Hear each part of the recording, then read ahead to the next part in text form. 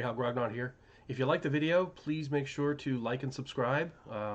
Hit the bell so you get notified. You know, all that other good stuff that all the channels say.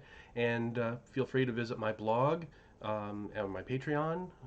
Links are down below. Now, enjoy the show. Okay. Well, another day, another video. Welcome, everybody. Thanks for tuning in. In today's video, I'd like to cover my top 5 villains in the World of Greyhawk. As you know, I've been doing some top X lists. Figured this would be a nice one to continue the series with. So first of all, I know there's going to be a bunch of villains in this piece that a lot of people either don't agree with or why didn't you include my favorite. You know, I'd love to hear your suggestions down in the comments. There's going to be some obvious choices that I just couldn't, you know, if I'm limiting myself to 5, I can't make everybody make the list. So things like the slave lords, you know, there's a bunch of really decent villains that just couldn't make the cut in my eyes, and I want to hear your suggestions. But to get on my mind, number 5, Vethna, the Archlich, whose famous eye and hand I recently was able to do an unboxing of, which is kind of a neat thing. But Vethna is one of the oldest villains that we know of in the setting. His eye and hand were mentioned in, I believe, the original Greyhawk supplement way back in the Little Brown Books days, along with the Sword of Kas, his lieutenant. There was the graphic novel of Vethna back in the day that I have a copy of, which I didn't think to get out for this video, unfortunately. Then they came out with a couple of modules and adventures. You know, he's cast a pretty long shadow over the setting over the years, and you know, he's a pretty decent villain. They've got this idea that you know, there's a cult that worships him and that he wants to ascend to godhood. Which is a long-term thing that he's got. So he's a very better developed villain than you would have thought of just from the brief mentions that he has in the DM's guide and the original Greyhawk supplement. So I'm gonna count him as number 5. Number 4, we've got the Scarlet Brotherhood as a whole, and the Scarlet Brotherhood is a really cool invention. Obviously, it's an organization of Sul supremacists who are monks and assassins, and they have a secret kingdom in the southeast of the Flanness, and you know, they're first mentioned in the folio, and then they you know, they're much better developed in From the Ashes when they actually strike and start taking over countries, and they're manipulating things covertly behind the scenes as well as overtly with their armies of Ulman warriors, and it's just very well done. I think personally they work better when they're a shadowy organization that's, you know, kind of working behind the scenes and pulling strings and assassinating a person here or there just to advance their purposes. And that's how I use them, at least until you hit the Greyhawk Wars era in the campaign, and then they obviously they come out. But I think they're just a really great organizational level villain, and like I say, I like them better when they're a little subtler, but they still are very effective as a driving force for villainy when they come out and are more overt. Next one I'm going to have is the Dwarf Obny. And he first makes his official appearance here in Hall of the Fire Giant King, where he is a slave slash advisor to the Fire Giant King, Snur Ironbelly. But in the original Gary's original Greyhawk campaign, he was found on one of the middle levels with a machine that would like reverse motion. So like if you ran towards him, he would have this machine and it would like make you run backwards instead of forwards, which is a really cool thing. And the players in the original campaign, at least according to Gary, grew really frustrated because they could never beat and catch this dwarf because he had these boots of speed, and they would just get more and more frustrated and try to get him. And I don't think they ever did in the actual campaign. I believe Gary did a whole article on this in Dragon when he was doing his reminiscences of the original Greyhawk campaign.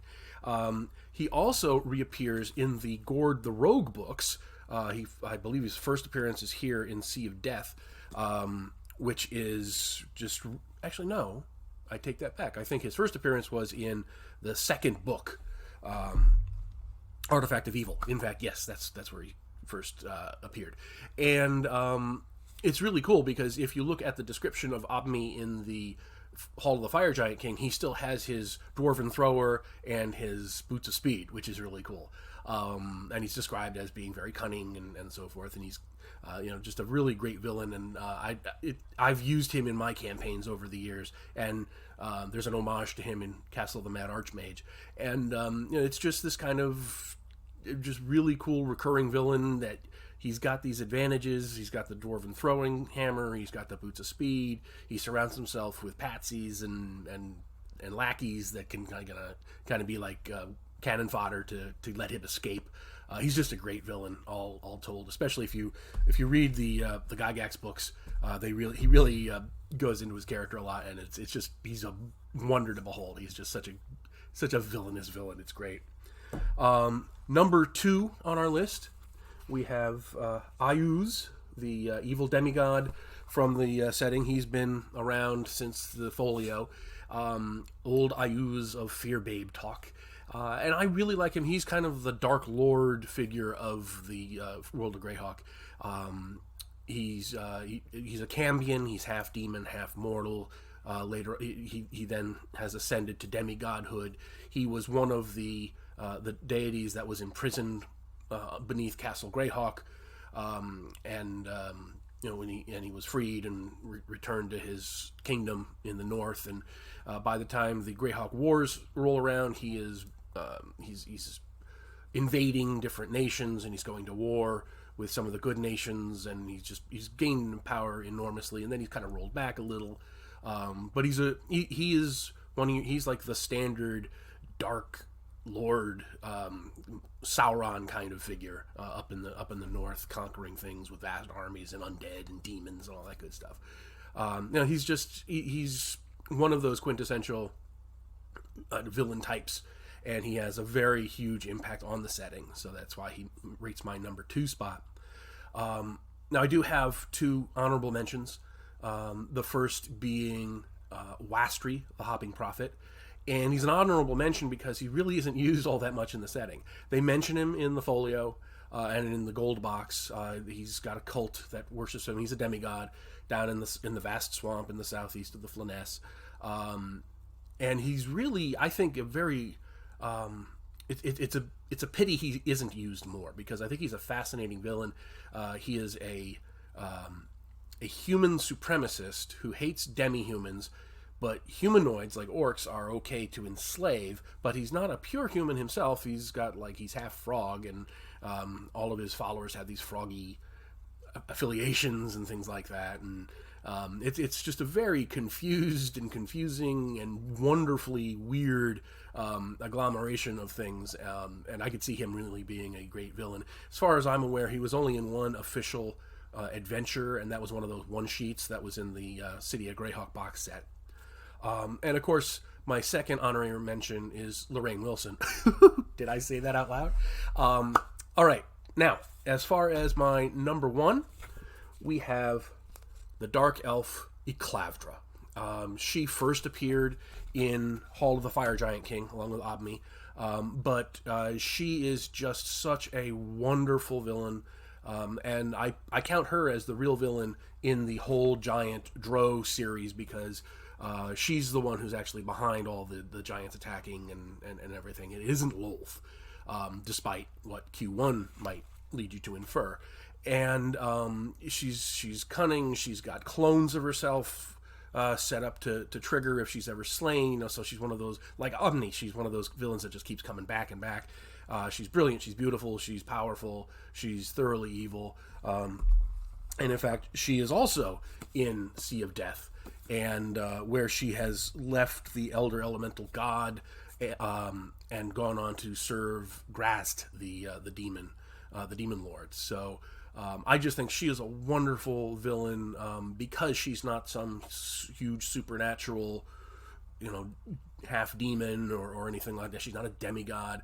She's very powerful. She's a very high level character, but her power really comes from her intelligence and her ruthlessness and her willingness to just do whatever it takes. I mean, she goes from Lolth to the Elder Elemental God to Grass to just, whatever it takes to get power. And in my opinion, that just makes her a terrific, terrific villain. So that's my top 5, and I would love to hear what you all would rate as your top 5 villains for the setting. So please say so down in the comments. Let me know what you think. Be sure to like this video, and if you haven't yet, I would really appreciate it if you could subscribe. Go on, visit the blog, greyhawkgrognard.com, and you'll find a place where you can join my Patreon. There's a tip jar if you're feeling generous. There's also a link where you can buy some of my books. If you want to show some love, you can show yourself some love too, and you can get Castle of Mad Archmage and Adventures Dark and Deep and all other kind of stuff. So thanks everybody, have a great day, and I hope you enjoyed the video.